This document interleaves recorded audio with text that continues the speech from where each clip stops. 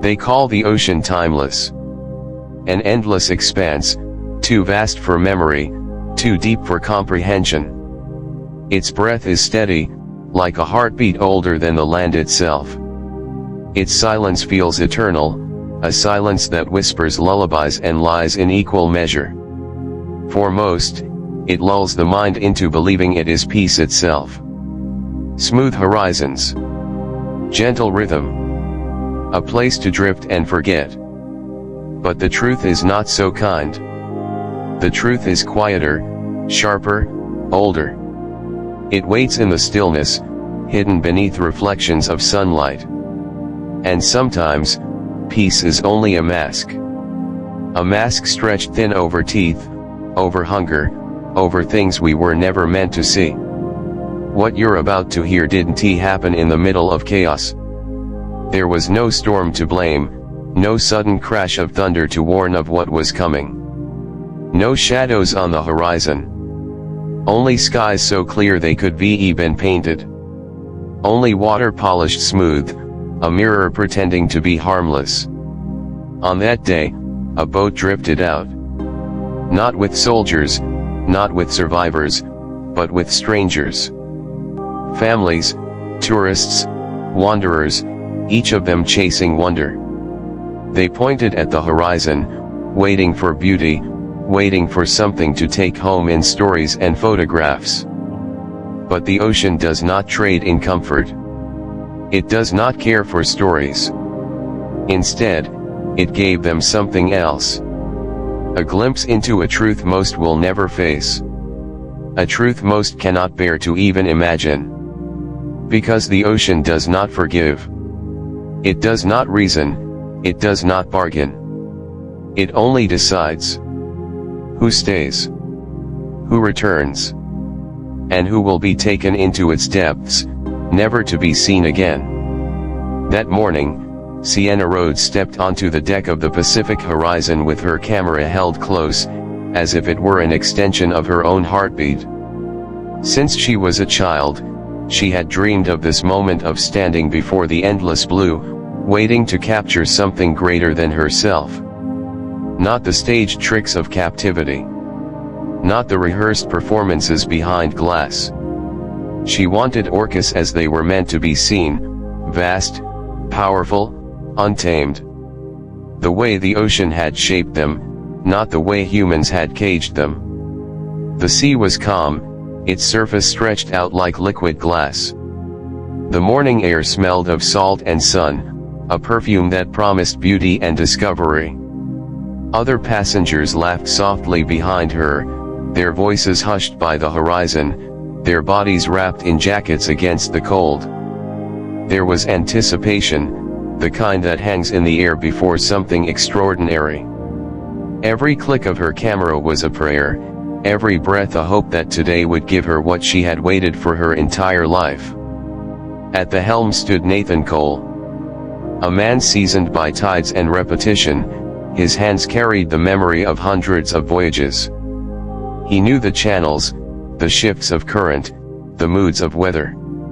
To him, these waters were an old companion, sometimes gentle, sometimes stubborn, but never truly unfamiliar. Routine, he thought, had dulled the edges of mystery. The sea had nothing left to surprise him. He was wrong, because the ocean has a way of waiting. Of choosing its moment with patience beyond human comprehension. And when it decides to reveal what lies beneath its polished surface, it does so not with mercy, but with certainty. That morning, Sienna's dream and Nathan's certainty would meet at a single point. A moment where beauty and terror would become the same thing. A moment neither of them could ever take back. The pod announced itself not with thunder or fanfare, but with whispers. Subtle disturbances beneath the surface, ripples too deliberate to be mere waves. At first they were shadows, dark strokes moving just under the water's skin. Then, slowly, they broke through, becoming crescents of black and white, flashing against the steel blue sea like living brush strokes of ink and ivory. Gasps broke out across the deck. Passengers surged to the railings, their voices hushed and awed, every hand reaching for a phone, a camera, anything that could freeze this moment in time. Shutters clicked in frantic rhythm, desperate to keep up with the spectacle. The whales were beautiful. No, more than beautiful, perfect. They were symbols, embodiments of something humanity had nearly forgotten: the wild, the untouchable, the free. Each breach, each arc of a dorsal fin was like a hymn, proof that such power and grace still lived beyond the walls of tanks and stages. For many, it was enough to simply watch. But not for Nathan Cole. The others saw wonder, he saw something else. His eyes narrowed, not on the brilliance of their movements, but on the spaces between them. On the silence that lingered where sound should have been. There at the edge of the pod moved the largest male. A creature marked by time, his skin a map of scars, each one a story etched by conflict and survival. Unlike the others, he did not rush the surface with exuberance. He did not rise in synchrony with his companions. Instead, he lagged behind, deliberate, calculating. Not following the others but circling. And in that pause, that hesitation, Nathan felt it. An unease that slipped through the cracks of routine, coiling in his chest like a warning unspoken. The cameras kept flashing. The passengers kept smiling. But Nathan knew. Something in the water was watching back. "He's testing," Nathan muttered, his voice low, almost to himself. Sienna lowered her lens, her brow furrowing. Testing what, she asked, but her voice lacked conviction. She already felt it too, though she didn't have the words for it yet. The answer came not from Nathan's mouth, but from the water itself. The Orca's eye surfaced for the briefest second, just a flash, black and steady, a single unblinking pupil staring directly at them. It was not curiosity. It was not play. It was calculation, the quiet measure of predator against prey. The rest of the pod lingered at a distance, weaving in graceful arcs, their bodies rising and falling in rhythms almost ceremonial. They stayed back, as though held in place by something unseen, their silence a kind of deference. Respectful. Waiting. But the old male broke formation. Again and again. He slid closer on every pass, his massive frame cutting the water with unsettling ease. Not charging, not flaunting, just circling. Every movement deliberate, as if he was drawing lines no one else could see. The passengers cheered, oblivious. "Look how close he's coming," one man whispered, his phone raised like a shield. Another laughed nervously, calling it a once-in-a-lifetime shot. To them, it was magic. To Nathan, it was something else entirely. He gripped the wheel tighter, his knuckles pale against the salt-stained wood. "He's not here to perform," Nathan said, mostly to himself, though Sienna caught every word. "He's measuring us. Testing the boundaries. Testing the boat. Testing." His voice trailed, caught on a thought too heavy to finish. The Orca passed again, closer now. Its shadow loomed beneath the hull, vast and unmistakable, a darkness moving under the fragile shell of fiberglass and steel. When it surfaced, the scarred male exhaled, a blast of mist that sprayed across the railings like a warning shot. The stench of fish and brine clung to the air. Children squealed with delight. Parents raised their cameras higher. And all the while, Nathan's stomach sank. He had seen this before once, years ago, in waters further north. A lone bull circling fishing vessels, watching, waiting. 2 days later, that vessel returned to port battered, its hull scarred with gouges deep as knife wounds. The captain swore the whale had rammed them, over and over, until the sea itself seemed to shake. Nathan never forgot the sound of his voice, hoarse, trembling, repeating the same phrase, "It wasn't he random. He chose us." Now, standing at the helm of the Pacific horizon, Nathan felt that memory rising like bile. This orca was not moving with the pod. He was not guided by instinct, not swept by chance. He was making choices. Sienna's lens trembled in her hands. She had waited her whole life for this, to stand before wild orcas, free and unbound. But something in her chest tightened as she lowered the camera once more. That eye, when it surfaced, hadn't looked at the boat. It had looked at her. Minutes stretched like hours. The male circled again, his dorsal fin slicing the water like a blade. Each pass came closer, slower, as though he was erasing the distance grain by grain. On deck, the laughter softened. Conversations faltered. Even those who had once cheered began to sense the shift, the unspoken tension creeping in with every breath of the sea. Then silence. The orca vanished beneath the surface, deeper this time, disappearing into the endless blue. The ocean returned to its polished calm, smooth as glass. Passengers glanced at one another, some disappointed, others relieved, as if the show had ended, but Nathan's hands stayed locked on the wheel, his eyes scanning the water, every nerve alive with dread. Because the ocean wasn't empty. It was holding its breath. And somewhere beneath that mirror surface, the old male was still circling. Not gone, not finished. Waiting for the right moment to decide. When the first impact came, it was subtle, so subtle that most mistook it for nothing at all. The Pacific horizon gave a single shiver, a quiver that rippled through its frame like the echo of a distant quake. Passengers laughed nervously, clutching their cameras and leaning over the railings. "Just a bump," one man chuckled. "He brushed us, that's all." A child squealed with delight, certain it was part of the show.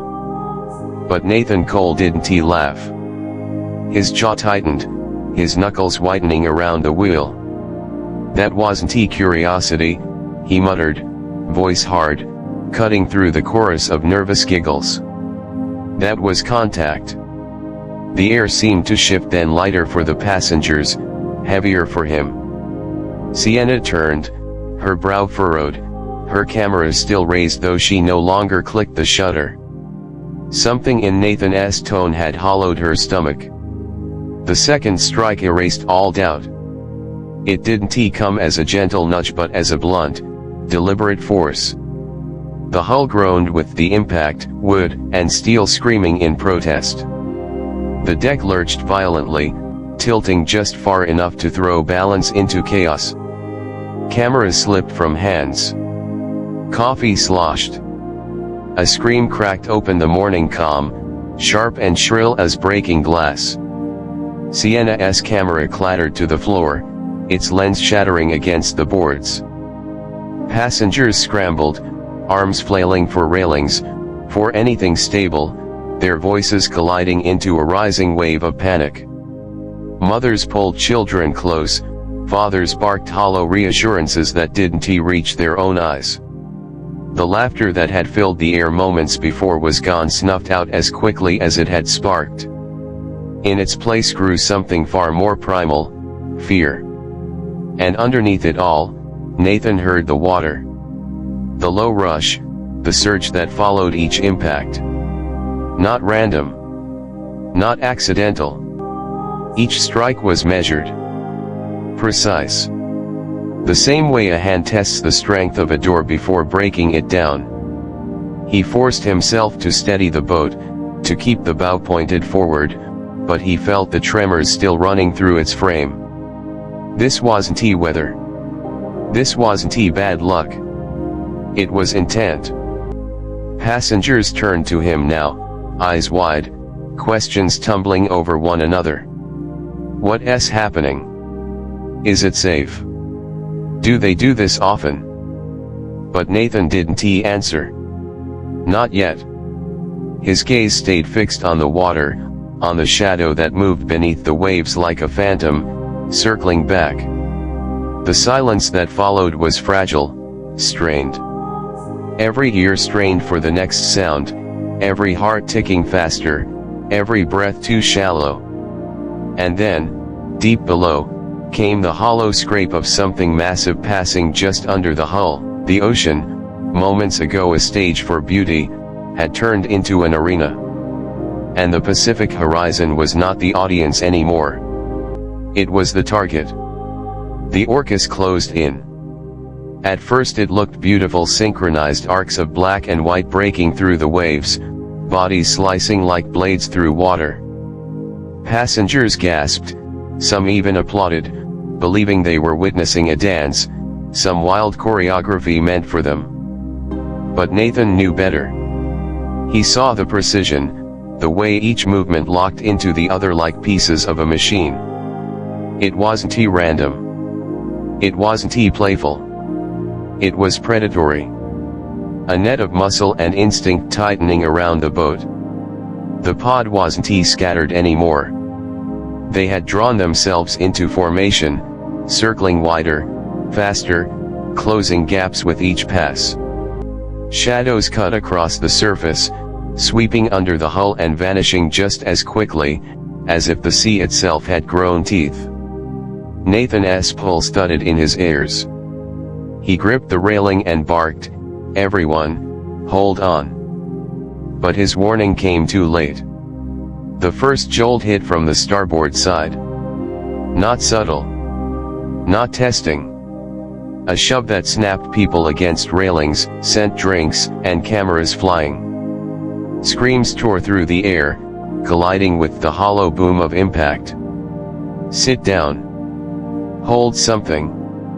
Nathan roared, but the chaos was already unraveling. Passengers scrambled, clinging to whatever they could find: seats, ropes, each other. Children cried, their wails carried off by the wind. Phones still rose into the air, trembling hands trying to capture the moment even as the deck pitched underfoot. The orcas moved tighter now, black and white bodies glinting under the sun, their fins slicing the water like spears. They weren't showing off. They were closing ranks. Each pass brought them closer to the hull, closer to the people who pressed back from the edges of the deck. Sienna clutched her broken camera, her chest heaving. She couldn't tear her eyes from the water. "They're hurting us," she whispered, though no one seemed to hear. Another slam came from below, harder this time. The hull groaned, shuddering as if the boat itself were gasping. The deck tilted violently, sending one man sprawling into the aisle. Gasps fractured into shrieks as the realization spread: this wasn't a show, wasn't a chance, wasn't a safe. Nathan's stomach knotted. He'd seen pods hunt before, seen them corral seals and dolphins, drive them into tighter circles before striking. The coordination was unmistakable. And now that same strategy was unfolding here, around them. "They're not just circling," Nathan muttered under his breath. His voice was low, almost drowned by the panic swelling across the deck. "They're trapping us." A silence fell then, sharp and unnatural. The pod vanished beneath the surface all at once, their white markings gone from sight, leaving only the still water behind. The passengers froze, waiting. Listening. Every second stretched unbearably, the ocean's surface smooth as polished glass. The illusion of calm settled again, fragile and false, but it carried weight. Everyone could feel it. Something was down there. Moving. Thinking. Then deep below the keel a shape passed. A shadow vast enough to blot out the light. Another followed. Then another. The pod was beneath them now, the boat caught in the eye of the storm. Nathan's breath came shallow. His hands were steady on the wheel, but his heart hammered against his ribs. He had no control here. No chance of outrunning them. They weren't chasing. They were deciding. And above the silence, the sea seemed to whisper one undeniable truth: the pod hadn't finished. They had only begun. The third impact didn't come from the side. It came from below. The Pacific horizon lurched upward with a violent shudder, as though the sea itself had punched its underbelly. The hull groaned, plates rattling, the sound reverberating like thunder trapped in wood and steel. Passengers screamed as gravity betrayed them, feet skidding, knees buckling, bodies crashing into one another. Drinks spilled, bags tumbled, cameras smashed against the boards. The deck was chaos, a storm of human voices shrieking above the churn of water. And in that storm, Sienna lost her footing. She slipped with a sharp gasp, her camera the shattered tool she had clung to like a lifeline sliding from her grip and skittering across the deck. She reached for it instinctively, the movement costing her balance entirely. Her scream tore out, raw and piercing, cutting through the collective roar. It was the kind of scream that made people turn, the kind that froze blood, the kind that snapped Nathan's head around in an instant. But the sound was gone as quickly as it came. Sienna vanished over the rail, her body swallowed in a single breath by the sea. The deck erupted. Cries of horror rose from every side, passengers rushing to the railing, hands clawing at the air as though they could catch her through sheer will. Mothers covered their children's eyes. A man shouted for someone to throw a life ring. Others froze, staring down into the endless blue with wide, unblinking eyes. Nathan felt the world tilt. Not the boat, his world. His gut dropped, his chest cinched tight. He knew what had just happened, but what made his skin crawl wasn't that she had fallen. It was that the water had taken her so cleanly, so swiftly, without a splash loud enough to mark her absence. Because she wasn't alone down there. He scanned the sea frantically, looking for the flash of her jacket, a hand breaking the surface, anything.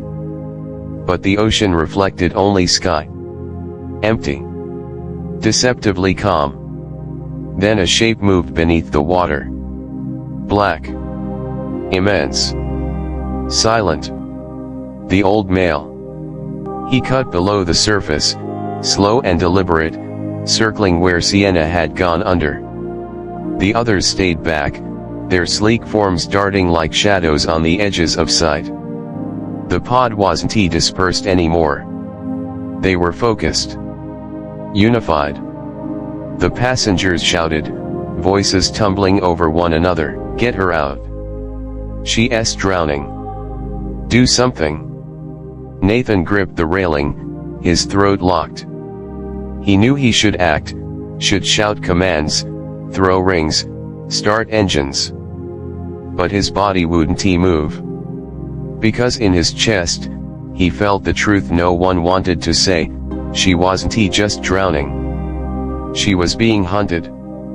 A burst of white water broke the surface, violent, as if something massive had cut upward and then vanished again. The screams grew sharper. Someone dropped to their knees, praying, their words lost under the chaos. Nathan forced himself to the wheel, his hands shaking.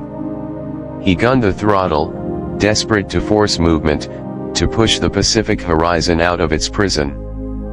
But the engine groaned, shuddering under the strain, sluggish, unresponsive, as though the sea itself had taken hold of them. "Come on," he hissed, slamming the lever forward again. "Come on." Beneath the hull, the shadows tightened. More bodies now, more fins cutting in deliberate paths. The pod was closing the circle.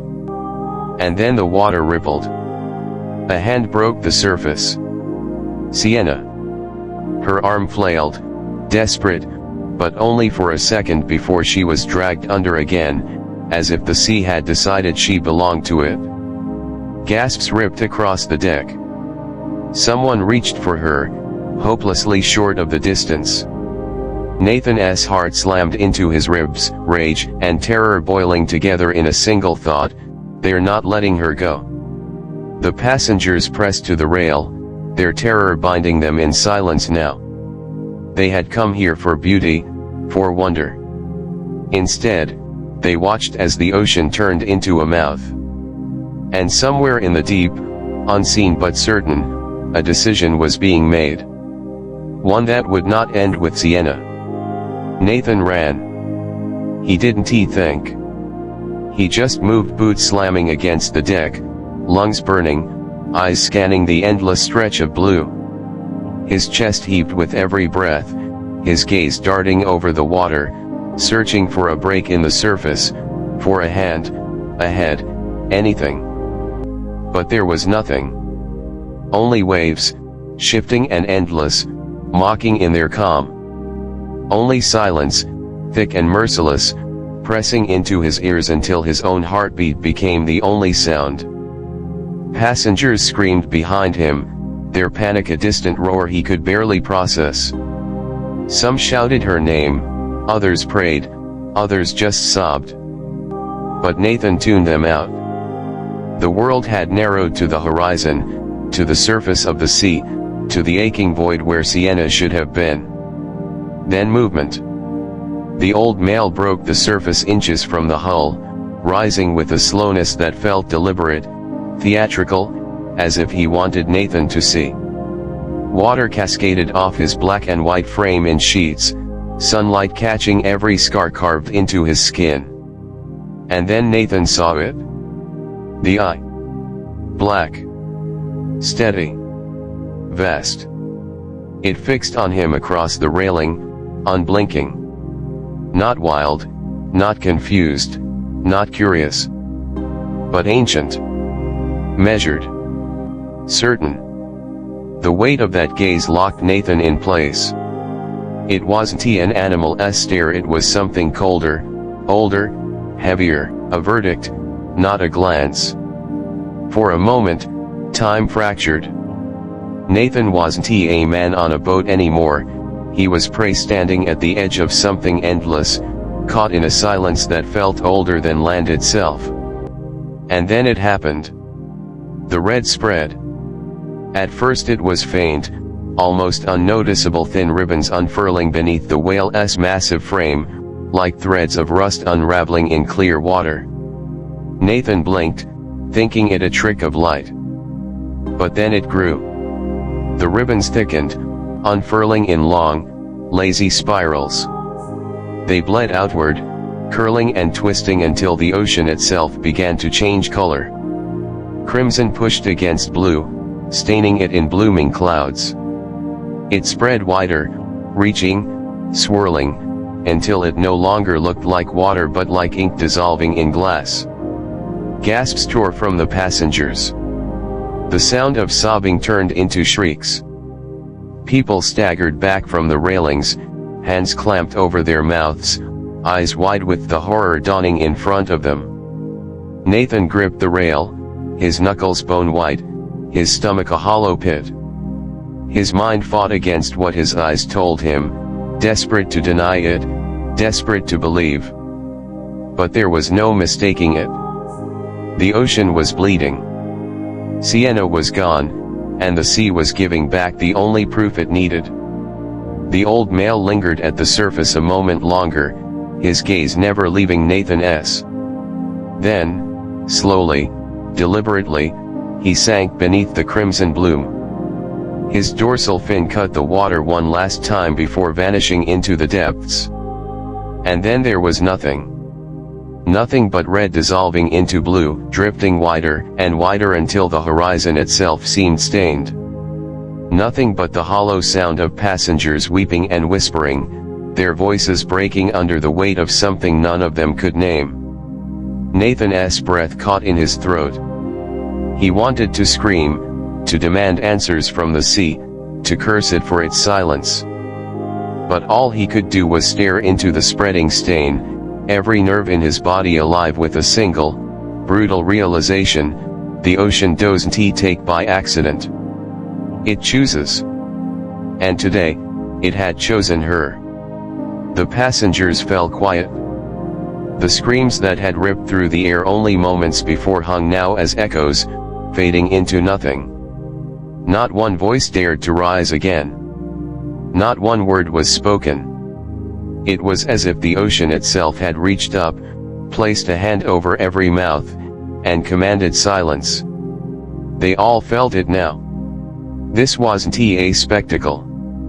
Not beauty. Not wonder. Not luck. This was something older, heavier, an act stripped bare of mystery. It was judgment. The deck was frozen in a tableau of fear, families clutching one another, faces pale and hollow, tourists gripping shattered cameras as though the broken glass could protect them, a child burying their face into a parent's chest, trembling, whimpering, asking the question no one dared to answer: why no one moved? Even Nathan, his jaw clenched so tightly it ached, felt nailed in place. The only motion came from the ocean itself, a slow, deliberate shifting of the red bloom still curling outward, threads of blood twisting in lazy spirals as though the sea was savoring it. And then the whales were gone. Not with a crash, not with spectacle, but with silence.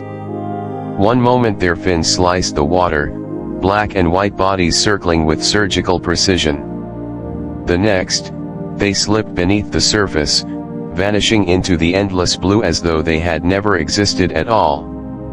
No trail. No ripple. Nothing but blood on the water. The passengers craned their necks, desperate for one last glimpse, half in horror, half in hope, but the surface offered nothing. Just a smooth, glass-like expanse, broken only by the crimson bloom spreading wider and wider, stretching toward the horizon like a wound that would never close. The silence on the deck deepened, thick as smoke. No cough. No sob. Not even the shuffle of feet. It was the silence of realization, of people standing at the edge of something vast and merciless and knowing, finally, what it meant to be small. Nathan gripped the wheel until his hands shook. He wanted to shout, to order them all inside, to start the engine and flee. But the weight in his chest held him still, a gravity older than fear. Because deep down, he knew flight was useless. The whales hadn't retreated. They had simply withdrawn. They could return at any moment when they chose, how they chose. The sea had spoken, and its voice wasn't thunder or wave or wind. Its voice was absence. Its voice was judgment. And in that silence, every soul aboard the Pacific Horizon understood the same unspoken truth: they hadn't been spectators. They had been witnesses. And witnesses, Nathan knew, were never truly safe. Do you still believe orcas are misunderstood? Gentle giants, think back to what you've just heard.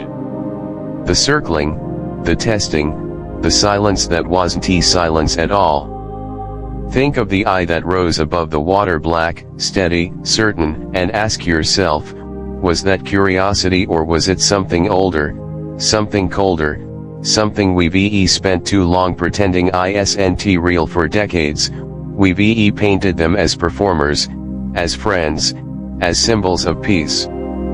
We've told ourselves they're safe, that their size is softened by intelligence, that their strength is balanced by compassion. But every scar on their bodies carries another story. Every impact, every strike, every choice they make reminds us of a truth we keep ignoring. The ocean doesn't forgive. It doesn't heal. It enforces. It enforces its rules, its order, its judgment, whether we're ready to accept it or not.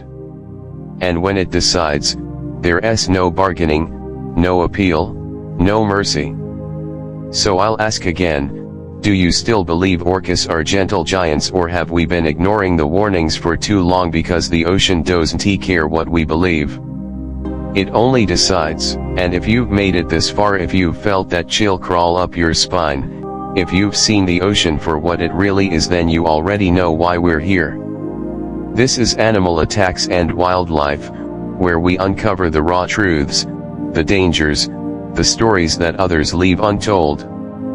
If you don't subscribe, if you scroll past, if you let yourself forget, then the next time the ocean decides, the next time the wild enforces its law, you might not hear us again. You might not see us again. So hit subscribe. Because the ocean doesn't wait.